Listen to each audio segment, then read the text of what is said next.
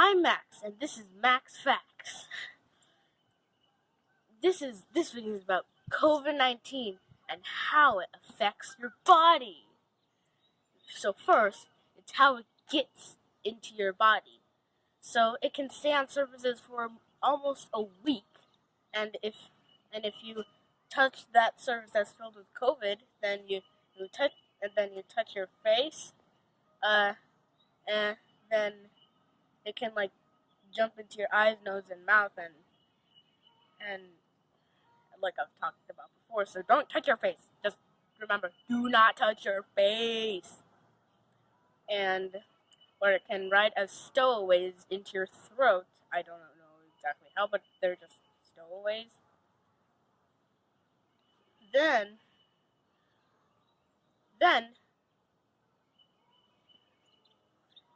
see, I didn't touch my face with my hands. And then once they enter the lungs, they attack the cells that make up the lining of the cells. We'll talk about how it affects the lining in a second, but first we have to talk about how viruses work. How viruses work.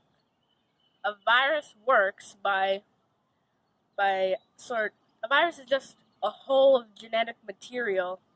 It's just a bunch of RNA, aka genetic material, and with a hole around it, and its one aim is, it's not even a living thing, because it doesn't have any mitochondria or anything it doesn't have any mitochondria. The powerhouse of the cell! Or anything like that. And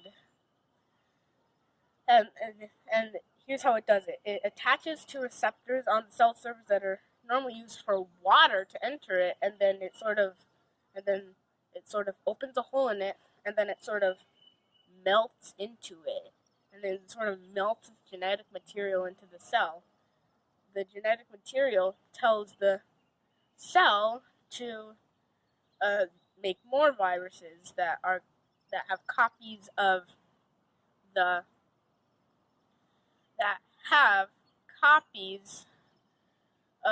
virus, and it doesn't even know what it's doing. It doesn't have eyes, ears, or mouth, and it can't look inside itself. I would be glad if I couldn't look inside myself, frankly. And it doesn't know what it's doing, so it just executes it, and then the virus gives the cell a final order, self-destruct, which spreads the virus to other cells in the lining. And this is where we get to how COVID attacks. COVID attacks the epithelial lining, aka the lining of the lungs, and if it gets out of hand, the alveoli, the sacs that you use to breathe, the alveoli they might have permanent damage, and you might suffer from disabilities, for the rest of your life. But we're getting ahead of ourselves. But then the immune cells come to the side of infection. They come to the side of the infection, but coronavirus uses a dreadful tactic. It infects the immune cells, so they go in a rage and they activate genes that would not normally be activated. That makes them angry.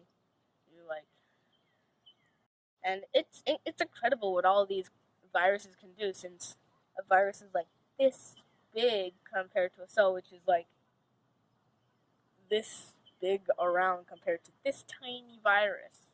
It's impressive that this tiny space can do a lot of things to a cell this big.